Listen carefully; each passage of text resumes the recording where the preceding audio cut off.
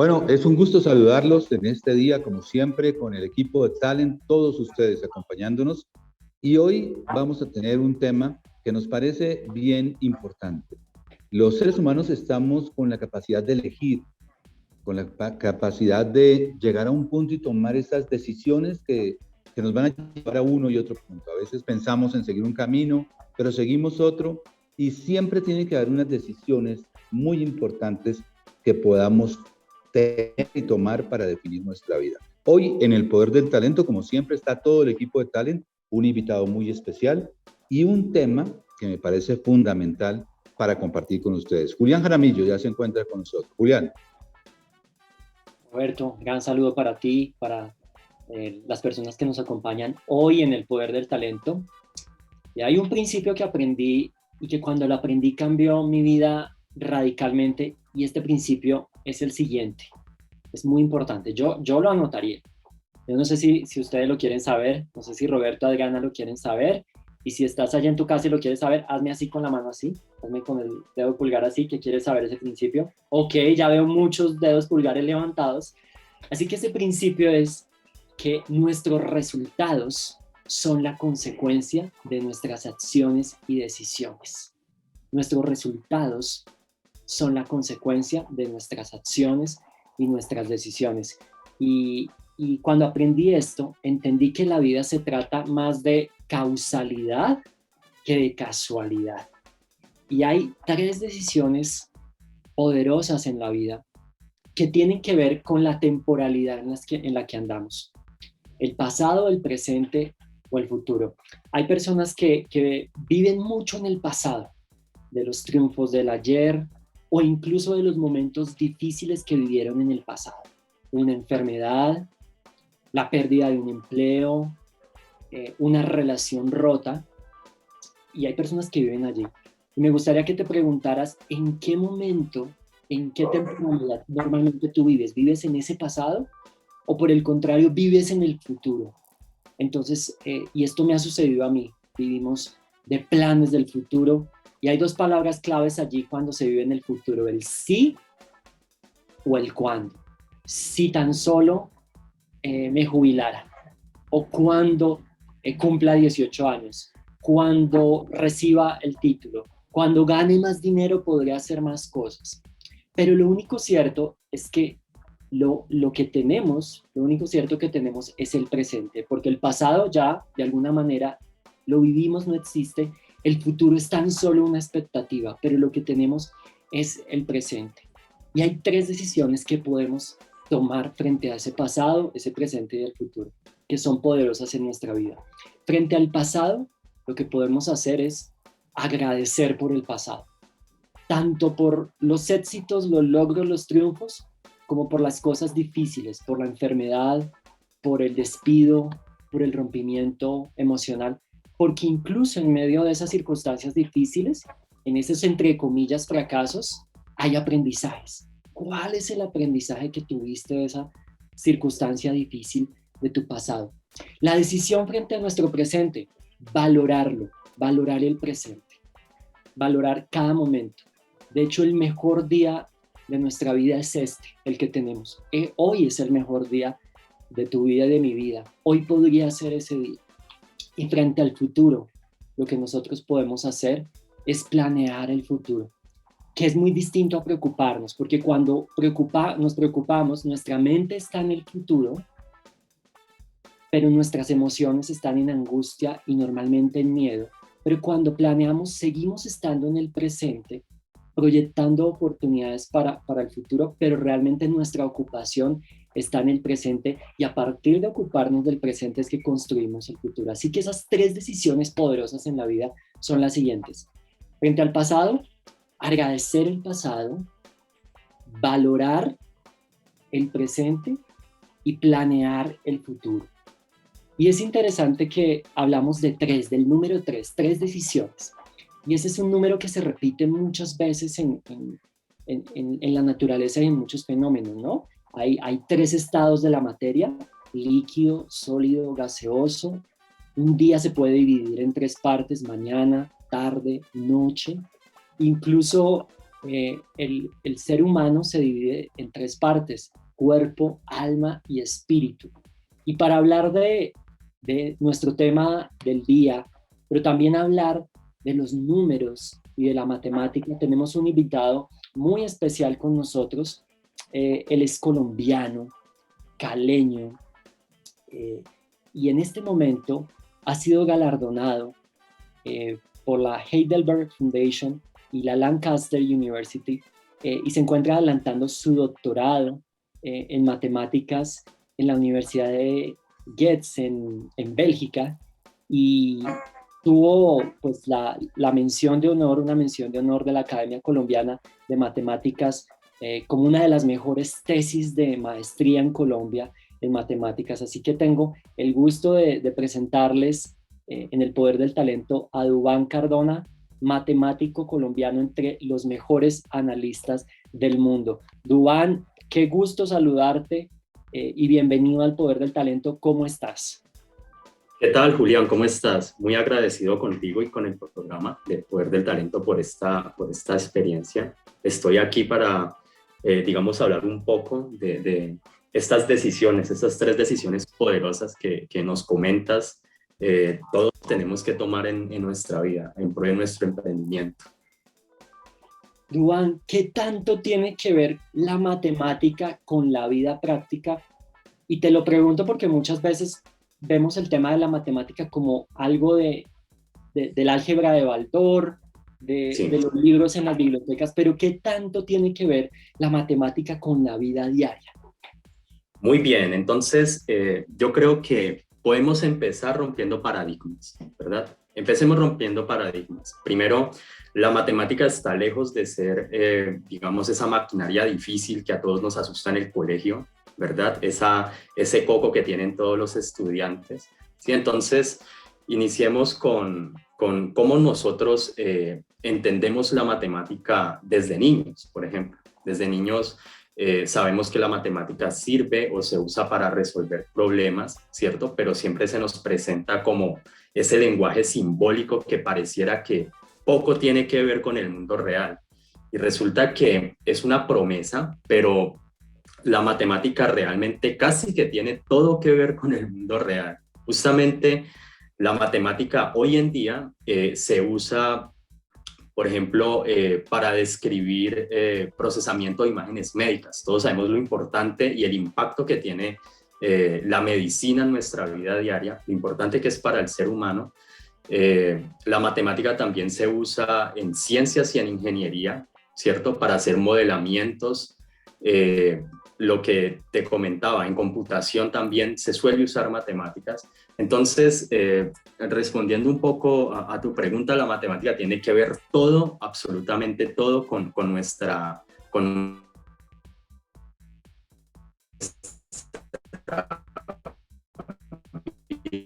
vida diaria, con nuestra vida cotidiana.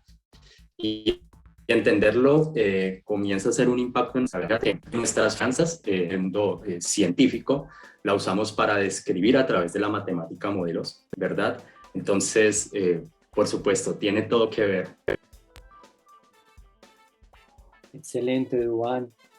Yo recuerdo incluso cuando estudiaba en el colegio de música que nos hablaban que la música era matemática. La música es matemática, claro. La música es matemática. Ahora nos hablas de las imágenes diagnósticas. Danos, por favor, sabemos que estás, digamos, trabajando todos los temas de matemática aplicada, pero danos ejemplos de tus aproximaciones sí. Desde la matemática a esos problemas de la vida diaria y cómo ha sido esa aproximación y qué has logrado descubrir, Duván. Listo. Ha sido interesante. Fíjate que cuando, por ejemplo, se hacen imágenes diagnósticas, imágenes médicas, lo que se es tomar figuras que atraviesan de alguna forma con rayos láser el cuerpo, de una forma no invasiva, ¿cierto? Y lo que se hace es como tomar un mapa de la fisionomía, un mapa de nuestro cuerpo, de nuestro interior, de un organismo en particular que nosotros queremos analizar, ¿cierto?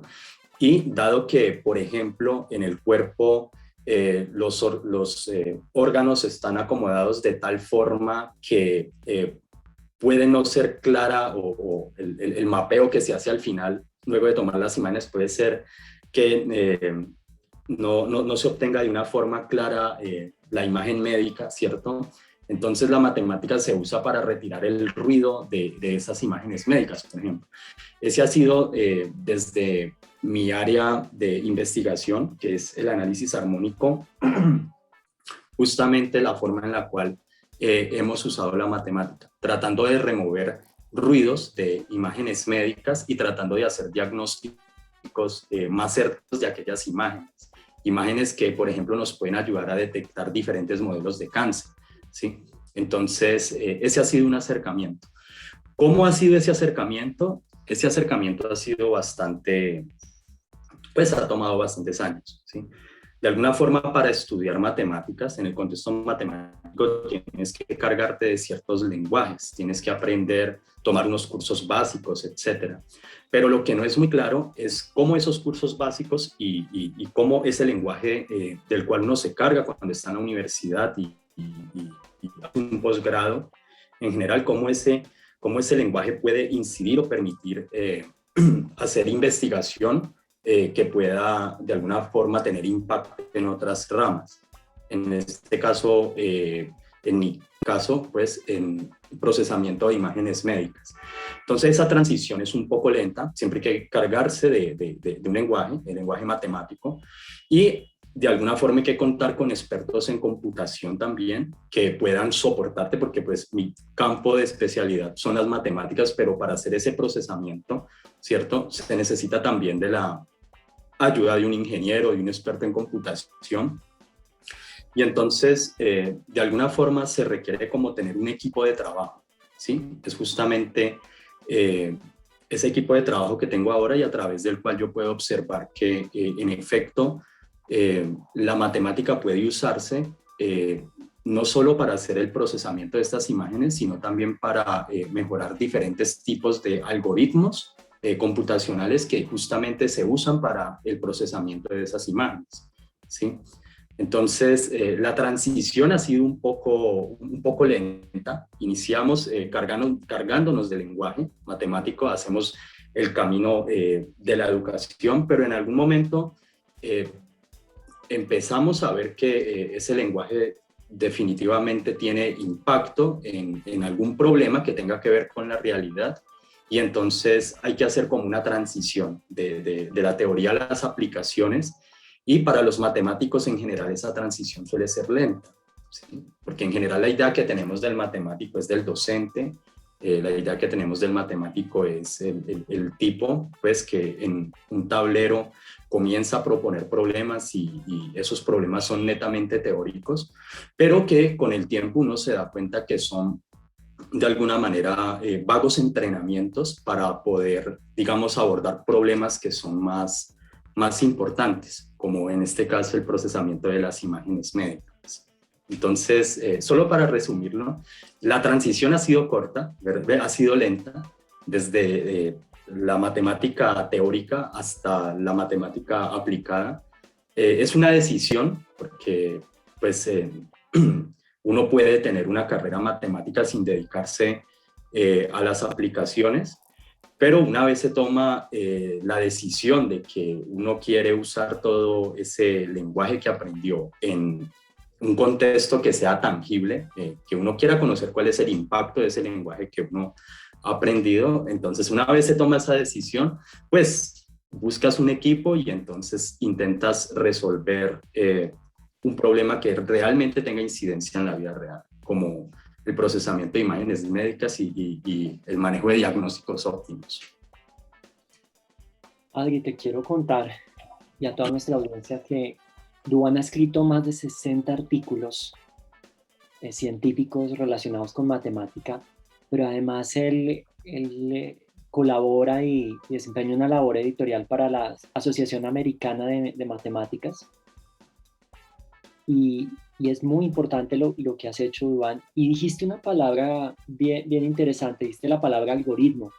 Y ahora, cuando consultamos las redes sociales y con todo este mundo digital, las personas dicen es que el algoritmo sabe qué es lo que le gusta a la gente y por eso cuando las personas abren redes sociales y abren su feed, bien sea de alguna red social, le aparecen las publicaciones del gusto y del interés de las personas. ¿Eso es matemática? Ahí se está aplicando la matemática. Claro, imagínate que justamente las grandes multinacionales o las grandes empresas que se dedican justamente al manejo de las redes sociales como Facebook, Instagram, etcétera, lo que ellos hacen es justamente contratar matemáticos, contratar ingenieros, contratar científicos computacionales y a través del manejo de algoritmos, digamos esos objetos que son un poco abstractos, pero que en el mundo computacional son tangibles, tratar de identificar el gusto, justamente lo que tú dices, aquellas cosas que gustan de los usuarios. Y lo que permite de alguna forma hacer ese tipo de estudios es un buen manejo de bases de datos. Imagínate cuántos usuarios puede tener Facebook, cuántos usuarios puede tener Instagram, cuántos usuarios puede tener TikTok, ¿cierto? Entonces, lo que justamente hacen estas redes sociales es identificar en los usuarios sus gustos y justamente en los algoritmos que están diseñados para identificar precisamente este tipo de modas, de alguna forma decirlo, este tipo de modas, allí están involucrados algoritmos que tienen que ser óptimos y la optimalidad de esos algoritmos se miden de forma matemática. Así que tienes toda la razón. Justamente esta es una forma, digamos, bastante cotidiana de ver cómo las matemáticas se mezclan en el mundo real, justamente. Entonces, papá o mamá que estás viendo este programa, si tu hijo quiere estudiar matemáticas, no estás perdiendo la plata. La matemática se puede aplicar y puede ser muy, muy aplicada en la vida digital y en el mundo, en la vida que vivimos y en el mundo digital. Adri. No, pues realmente estamos muy, muy contentos de tenerte, Duan. Ya estás empezando a romper los paradigmas que todos podemos tener acerca de las matemáticas, porque sí, como tú lo dices, siempre decían como que es el coco en el colegio, vemos que realmente tú no lo haces ver de una manera amena y que también estás cumpliendo con una labor social a través de las matemáticas, ¿sí? O sea, hasta hoy que tú dices, no, mira, con los temas de salud lo podemos combinar con la matemática y entonces uno dice, wow, realmente son un instrumento muy valioso y a veces no vamos más allá. Sí. Hoy en nuestro programa Julián nos hablaba al comienzo que bueno, hablamos del pasado, a mí me gustaría que tú nos hablaras hoy un motivo de agradecimiento del pasado, un motivo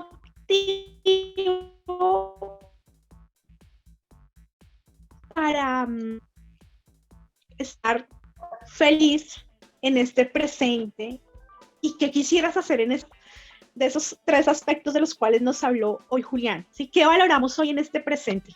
Sí, bueno, perfecto. Mira, sobre el pasado, yo me siento realmente agradecido de haber contado con todas aquellas personas que de alguna forma han incidido en mi camino, ¿sí?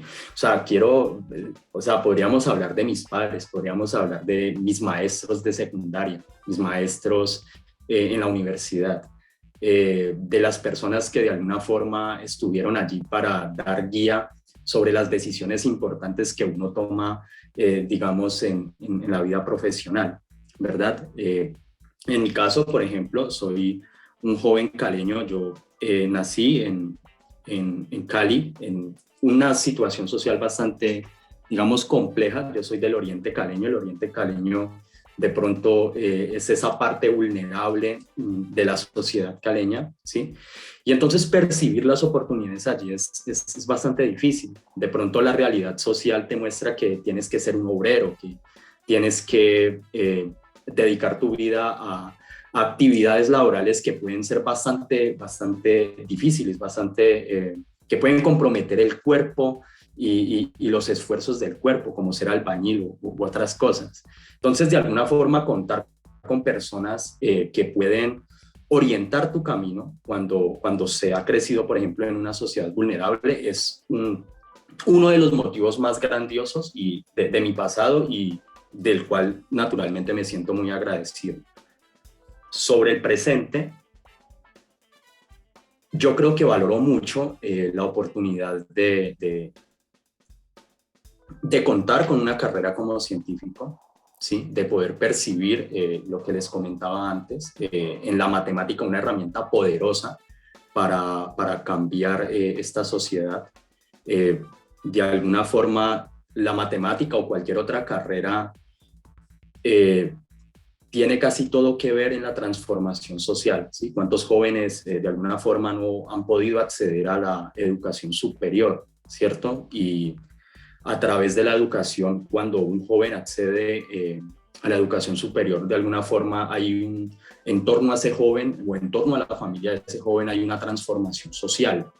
Entonces, de alguna forma, para mí, percibir la matemática como esa herramienta que ha ayudado a gestionar diferentes transformaciones en mi vida ha sido totalmente relevante. Entonces, hoy me siento de alguna forma muy contento y definitivamente quiero valorar mucho mi carrera como matemático. Es casi lo que yo creo le ha dado un profundo sentido a mi existencia, como dice el escritor Mario Mendoza, y ese sería el motivo para valorar y en el futuro planear.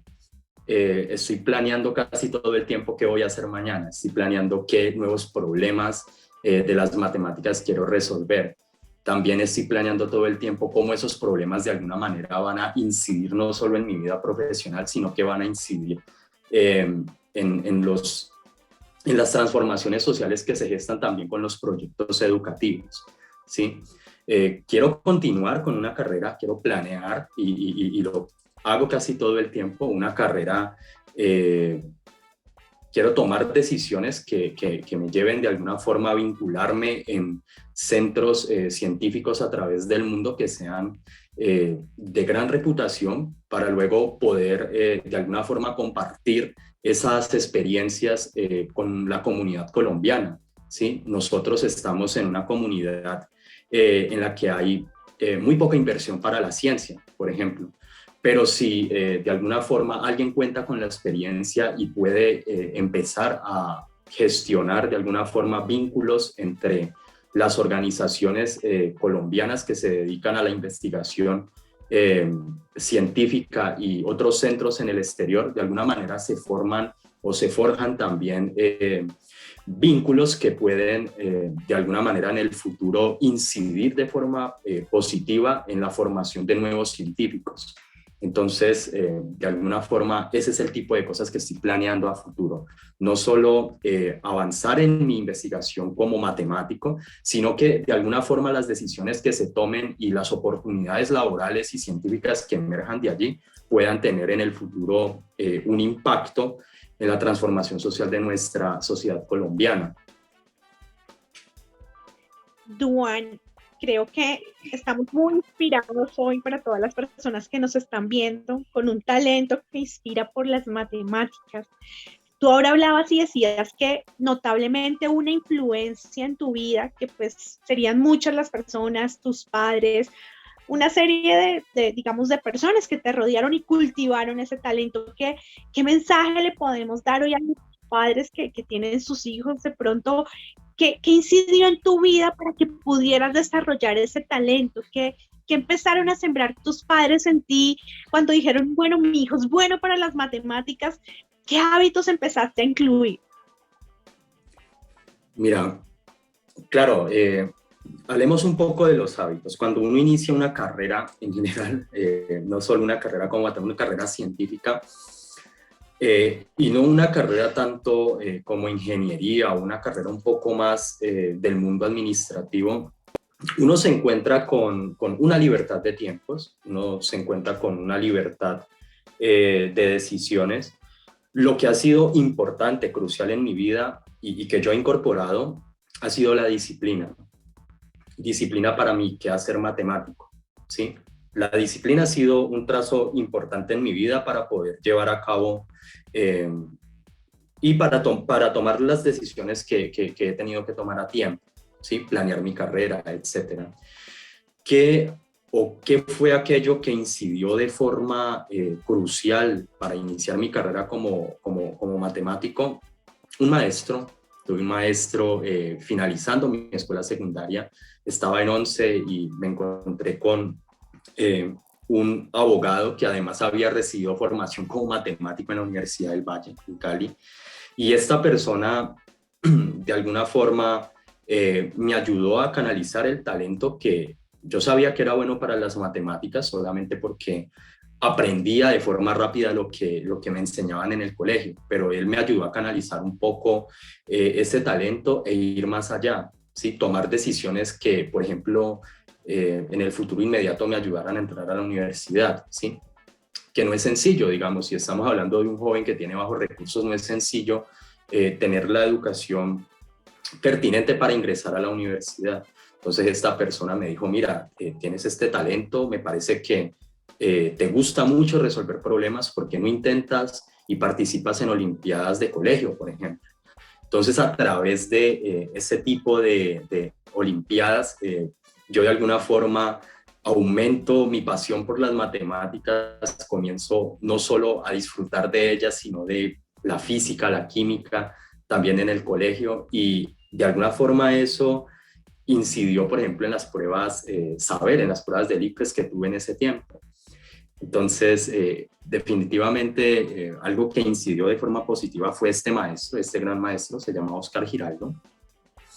Y bueno, el apoyo de los padres ha sido fundamental. Mis padres al inicio eran escépticos sobre mi carrera como matemático, de manera que yo le diría a los padres cuyos hijos están planeando una carrera no solo en ciencias naturales y exactas, como matemáticas, física, química o biología, sino en humanidades, en artes, ciencias sociales.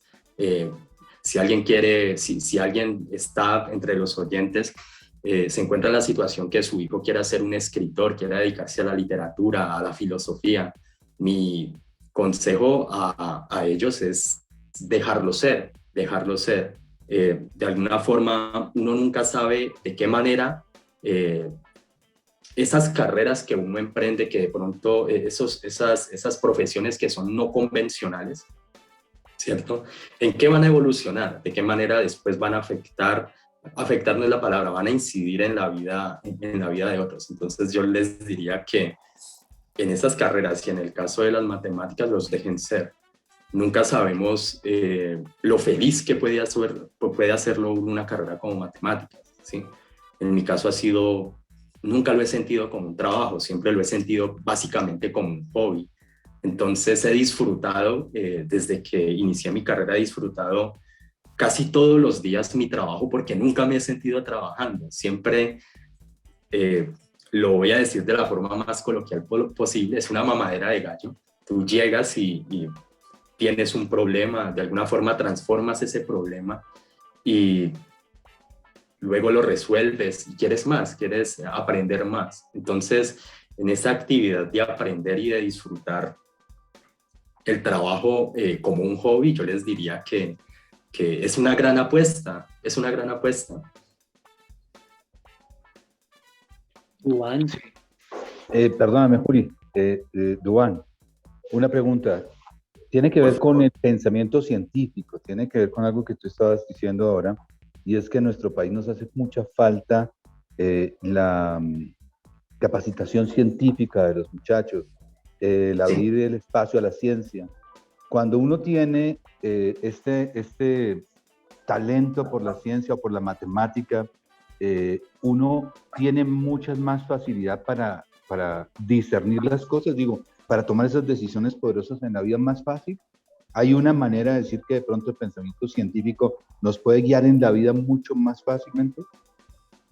Roberto, creo que justamente has dado en una parte de la vida matemática o de la vida científica que es vital, y es que esta formación, ese pensamiento crítico en la toma de decisiones es importante. A veces un matemático es valorado en un banco no por la matemática que sabe, sino por la capacidad que tiene para enfrentarse a nuevos retos, nuevos problemas, ¿cierto? Y a encontrar soluciones. Esa es la habilidad de un matemático, cómo de alguna forma dar soluciones novedosas a problemas que nunca han surgido, ¿verdad? Entonces, eso mismo pasa con el pensamiento científico en otras ramas. Por eso somos tan valorados los científicos. Por eso en el exterior los países del primer mundo de alguna forma invierten tanto en tener buenos profesionales, en tener una cantidad de doctorados en áreas de la ciencia y de la salud, porque estas personas de alguna forma se convierten en un recurso humano y vital para el país, ¿cierto? De alguna forma nosotros en Colombia estamos en esto que llaman el analfabetismo funcional, ¿cierto? Nosotros no leemos, ¿sí? Es muy difícil a veces acceder a un libro, porque a veces las personas por sus condiciones económicas no pueden comprar uno, ¿sí? Entonces nosotros no leemos, o si tenemos dinero lo usamos en otras cosas, en juerga, etcétera, ¿sí? Pero entonces, de alguna forma, las potencias mundiales invierten bastante para educar a las personas, porque esas personas se convierten en un recurso que para la nación es importante. Para la nación incluso es más importante invertir y tener buenos profesionales, porque esos profesionales de alguna manera van a abrir horizontes y de alguna forma la evolución de la educación va a hacer que la economía del país, por ejemplo, progrese, se afiance mejor, y hay un rol vital lo cumplen los científicos, ¿sí? Imagínate el rol tan decisivo que ha tenido, por ejemplo, las ciencias de la salud en la pasada pandemia, ¿cierto? Ese ha sido un ejemplo, yo creo que ha sido quizá el ejemplo más importante de este ciclo en lo que lleva, ¿sí? La incidencia que tienen, por ejemplo, como te decía, los profesionales de la salud y en estos tiempos, ¿verdad? Que son tan complejos. Entonces, yo creo que justamente has descrito un punto que es vital, ¿sí? Los científicos están capacitados para resolver problemas, y muchas veces problemas que no tienen que ver con su área. Muchas veces ellos son capaces de hacer analogías entre analogías y analizar que esos problemas que hay en otras áreas, ¿cierto? De alguna forma también se pueden resolver usando métodos de su propio campo de trabajo. Entonces, tienes toda la razón. Creo que justamente el pensamiento científico y gestionarlo y darle oportunidades a nuestros jóvenes para que lo adquieran hace la diferencia en las transformaciones sociales, en el progreso. Duan, las matemáticas están presentes en todo, o en casi todo, no, yo diría que en todo. Y están presentes en todos porque si nos vemos, por ejemplo, si somos astrónomos, ahí están presentes las matemáticas. Pero si somos músicos, tenemos las métricas que hacen que la música también se pueda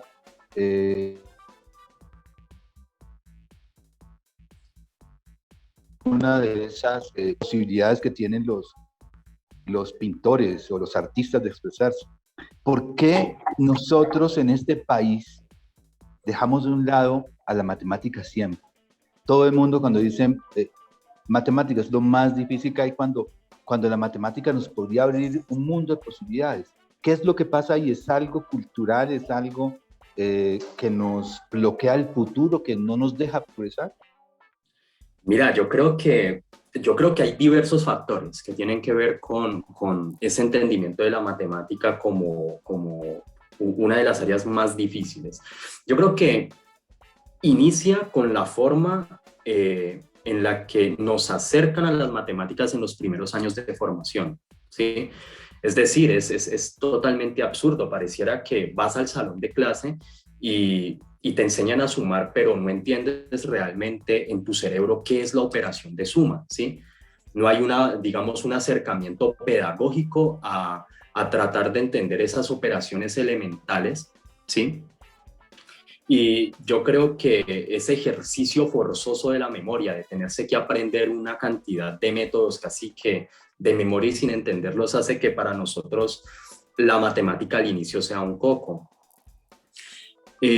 Hay otros aspectos, y es que de alguna forma, si a edad temprana nosotros tenemos estos problemas pedagógicos con la matemática, en el momento en el que podríamos disfrutarla para la resolución de problemas, no lo vamos a hacer, ¿sí? Entonces yo creo que al inicio tiene todo que ver, digamos, esta barrera que hay entre la educación primaria, ¿sí? La educación temprana, y el acercamiento de las matemáticas, ¿sí? No, pareciera que no sabemos realmente qué están haciendo nuestros maestros, si están cumpliendo o no bien su labor.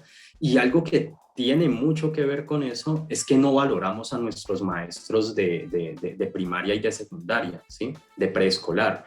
Es decir, tenemos maestros supremamente mal pagos. Aquí no tenemos, aquí no hay de alguna forma un acompañamiento hacia nuestros maestros, ¿sí? Sus condiciones laborales son pésimas, les exigimos demasiado. Los contratamos en los colegios y les pedimos que cumplan unas jornadas laborales excesivas, y naturalmente de esa forma, si nuestros profesionales y los profesionales encargados de la educación no están siendo bien valorados, pues el producto final, hablemos de producto final, el producto final no va a ser el mejor, ¿sí? Tenemos profesores cansados, cumpliendo jornadas grandísimas, jornadas larguísimas, enseñando cursos de matemáticas, que además es bastante difícil, a niños, y tú sabes, si usualmente para los niños es importante a la hora de aprender la concentración, y para los niños es difícil estar concentrados todo el tiempo. A eso sumémosle un maestro que esté cansado al final de la jornada y tenga que dar un curso de matemáticas. Entonces yo creo que hay muchos factores, ¿sí? Primero, que no estamos valorando mucho el trabajo de nuestros profesores. Segundo, que no sabemos si los profesionales que estamos empleando para hacer el primer acercamiento con las matemáticas están haciendo bien su trabajo, ¿sí? Probablemente no, probablemente están cansados, ¿sí? Otros también se sobreesfuerzan, entonces, digamos, no hay un punto de equilibrio. Eso en la parte temprana. Resulta entonces que esta que es una barrera que inicia desde los primeros años de vida, ¿sí? También llega y toca, por ejemplo, a las universidades. Tú llegas a la Universidad del Valle, a una universidad pública, y te encuentras con cursos de matemáticas supremamente exigentes. No hay acompañamiento. Algunas universidades tienen que dar cursos nivelatorios para poder, de alguna forma, alivianar la carga que tienen los estudiantes que llegan de los colegios con muy malas bases, ¿cierto? Y llegan a la universidad a cumplir, de alguna forma, requisitos supremamente exigentes. Vemos cursos de cálculo supremamente complejos, ¿sí? ¿Cómo le hablas a un estudiante de ingeniería de primer semestre y cómo le pides que tenga que cumplir los requisitos de un curso de cálculo cuando él, cuando llega, no sabe factorizar, ¿sí? Entonces ha cargado con esa cruz durante su escuela secundaria, durante su educación secundaria, y cuando llega a la universidad tiene que nivelarse, correr, aprenderse las cosas de memoria, de forma que ese proceso se convierte casi que en un vía crucis. Entonces, creo que hay muchos factores allí que los maestros debemos tener en cuenta. Yo he sido docente en algunas universidades, y los maestros tenemos que ser de alguna forma bondadosos, no solo, o sea, está bien transmitir el conocimiento y transmitir las ideas, pero también debemos ser conscientes cuál es el entorno social de los estudiantes que llegan a nuestras clases, ser bondadosos con ellos, brindarles oportunidades. Juan, tú estás hablando del vía crucis, del estudiante de matemática que no ha pasado por factorización previamente. Sí. Y para no cargar con esos vía crucis, tenemos que tomar decisiones importantes en la vida, decisiones poderosas. Recordemos nuestras 3 decisiones poderosas en la vida.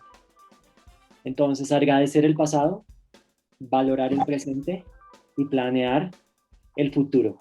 Y en este programa tenemos una sección, Duván, que se llama la prueba del talento.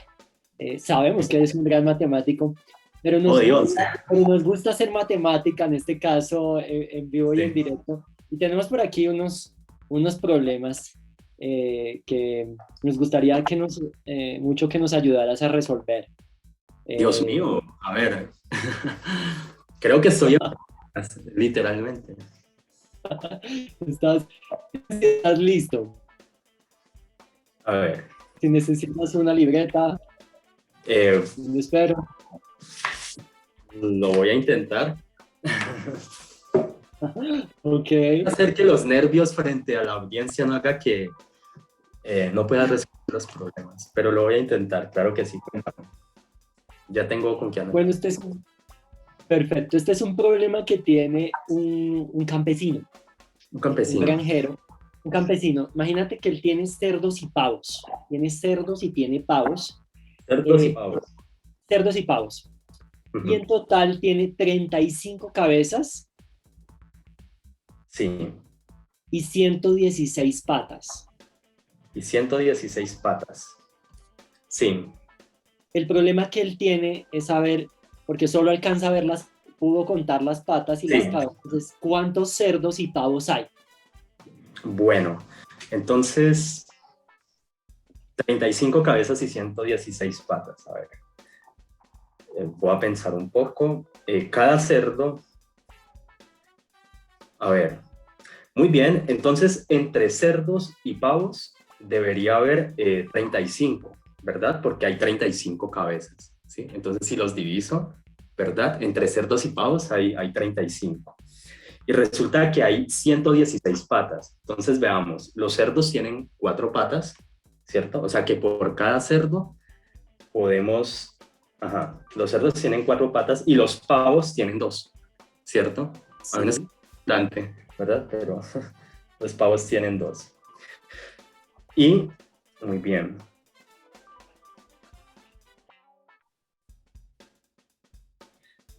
Excelente. Entonces, en matemáticas nosotros resolvemos esto haciendo un sistema de 2 por 2, ¿verdad? Acá estoy resolviendo, justamente. Muy bien.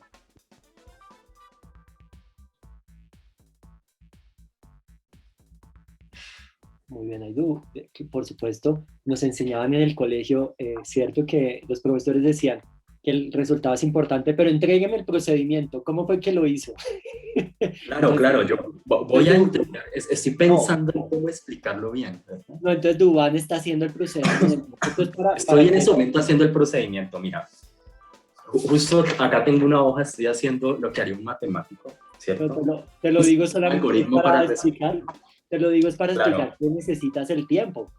Claro. Sí, entonces, comentaba antes, ¿verdad? Entre cerdos y pavos hay 35, ¿cierto? Entonces, digamos que C, vamos a llamarlo C es el número de cerdos y P es el número de pavos.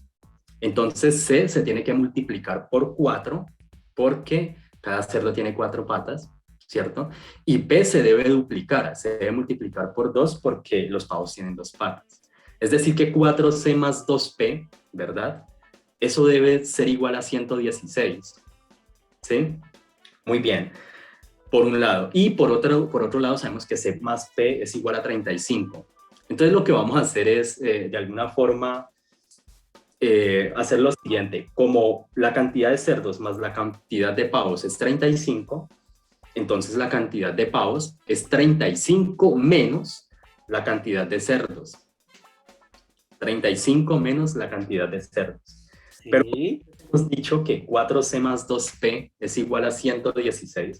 Entonces vamos a ingresar esa variable en esa otra ecuación que hemos formado al inicio.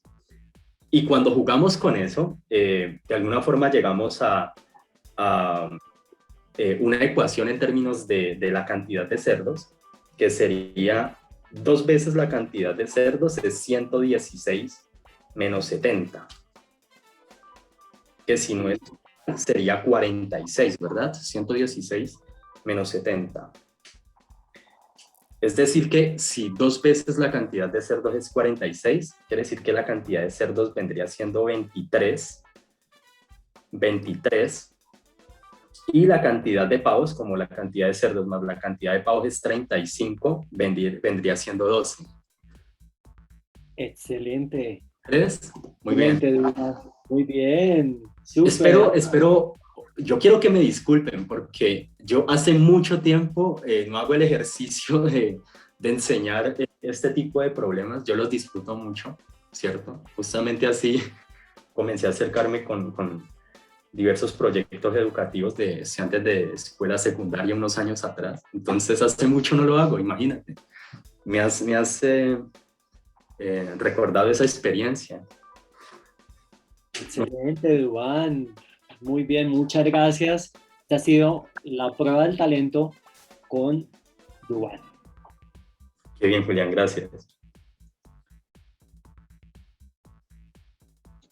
Duan, tú nos has hablado hoy notablemente del servicio que quieres tener con las matemáticas. Es algo demasiado evidente en ti.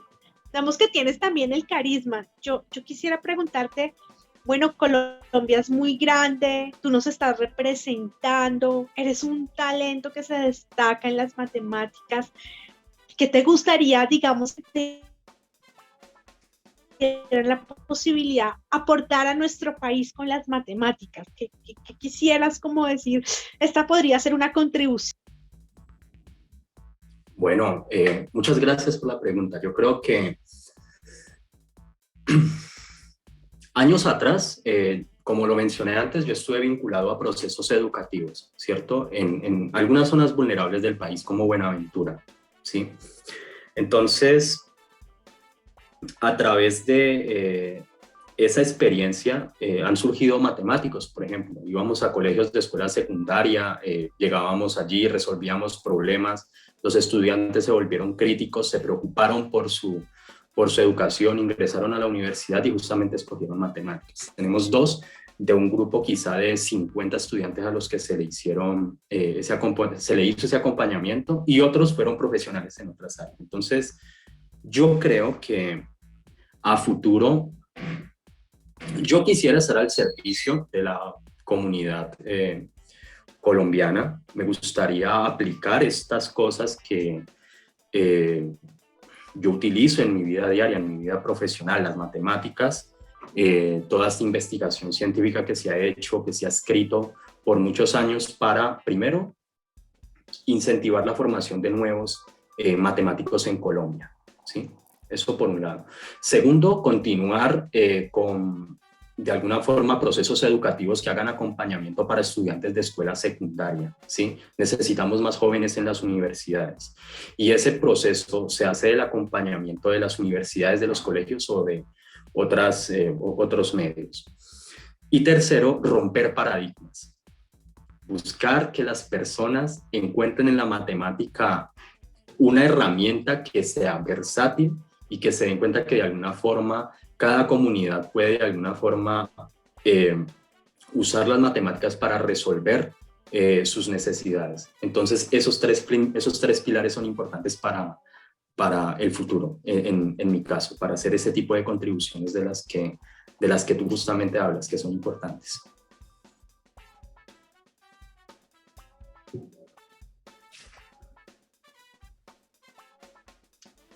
Muy bien, entonces vamos con nuestro cierre de esta entrevista, agradeciéndote, Duan, por tu tiempo, agradeciendo por todo por esos conocimientos, pero también por la inspiración que le puedes dar a muchas personas y a muchos colombianos de poder seguir con tu camino. Entonces, para nuestro cierre vamos a comenzar, como siempre, con Adriana, por favor. Bueno, Duan, como dice Julián, de verdad que te honramos, que el poder del talento es esa posibilidad de hacer visibles unos talentos tan especiales que contribuyen a nuestro país, como lo eres tú. Quisiera para este cierre que le dejaras un mensaje a todas las personas que pudiésemos haber visto las matemáticas como algo difícil, un tip que les podamos dar. Y también a esos jóvenes que no se limiten, que sí vale la pena soñar y cumplir esos sueños. Sí, bueno, el tip que yo podría darle a un joven que está allí sentado en su casa, el más importante es que tome la decisión de leer. Si no tiene libros en su casa, que vaya a la escuela, a la biblioteca pública de su barrio, a la biblioteca pública más cercana, y que tome la decisión de leer, lo que sea, novelas, literatura, artículos divulgativos, lo que sea. Yo creo que ese es el primer paso para gestionar un pensamiento crítico. Y yo le diría eso, primero que tome la decisión de leer. Leer es resistir, de alguna forma. Esa pequeña diferencia, ese pequeño tip puede hacer la diferencia. Entonces, como tip, que aprendamos a leer. Muy bien, y llegando al final de este espacio, ¿qué mejor tip que ese de que aprendamos a leer y a leer cosas bien buenas como El poder del talento, por ejemplo, Julián? Claro que sí, Roberto. Y a propósito del libro, me acaban de llegar unas imágenes. Me han llegado varias. Les quiero mostrar esta imagen. Esta es la imagen de los libros en una venta ambulante en una calle de Bogotá. Les queremos pedir el favor a las personas que están interesadas en nuestro material que por favor no lo compren pirata. Lo pueden adquirir en las principales librerías de Colombia, o nos pueden escribir. Me acaba de llegar hoy esa foto, y sí es cierto que estamos siendo populares, pero por favor, por un principio de integridad y de coherencia, adquiere El poder del talento en las principales librerías. Y no me queda más que agradecer a Duván por su tiempo, y quiero recordarle a todas las personas que nos acompañan en esta mañana que hay 3 decisiones importantes que podemos tomar en nuestra vida: una frente a nuestro pasado, una frente a nuestro presente y otra frente a nuestro futuro. Frente al pasado, agradecer por el pasado, valorar el presente y planear el futuro. Recuerda que hay un talento dentro de ti que, sin importar las circunstancias, las dificultades o los obstáculos, ese talento y ese poder te puede llevar a superar cualquier dificultad. Ese poder se encuentra dentro de tus talentos. Muy bien, y así estamos llegando ya, Duván, al cierre de este espacio en el día de hoy, pero quisiera compartir algo contigo antes, y es que siempre me ha interesado el tema de la astronomía, y siempre he querido entender cómo, a través de los cálculos matemáticos, a través de todas estas digamos, científicos que han venido desarrollando la cohetería, se logra proyectar el lanzamiento de un cohete, se logra saber por qué parte del espacio va a pasar, y allí encontrarse, por ejemplo, la Estación Espacial Internacional. Y tú nos acabas de demostrar con ese simple ejercicio de los cerdos y de los pavos, ¿cierto, Julián? Nos acabas de demostrar cómo a través de las matemáticas todo se puede descubrir y todo se puede predecir. Es impresionante realmente el conocimiento de las personas que manejan la matemática. Duván, muchas gracias. Muy amable por compartir tus conocimientos con nosotros. Agradecido con mis amigos del Poder del Talento. Bien, y a ustedes también muchas gracias. Volveremos dentro de 8 días con más temas como este. Recuerden, una de las recomendaciones que nos ha hecho Duván en el día de hoy: leer más libros. Aprendamos a leer y aprendamos a buscar en ellos la fuente del conocimiento. Julián, Adriana, Duván, gracias a todos. Hasta la próxima oportunidad. Gracias, chao.